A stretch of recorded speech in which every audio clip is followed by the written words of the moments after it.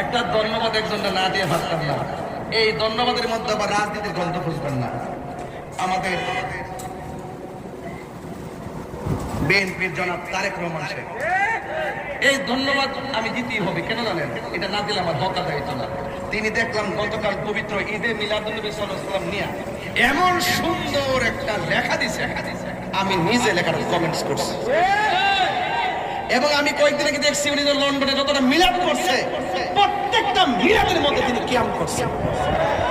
এটা রাজনীতির আবার এটা প্রেম নীতি।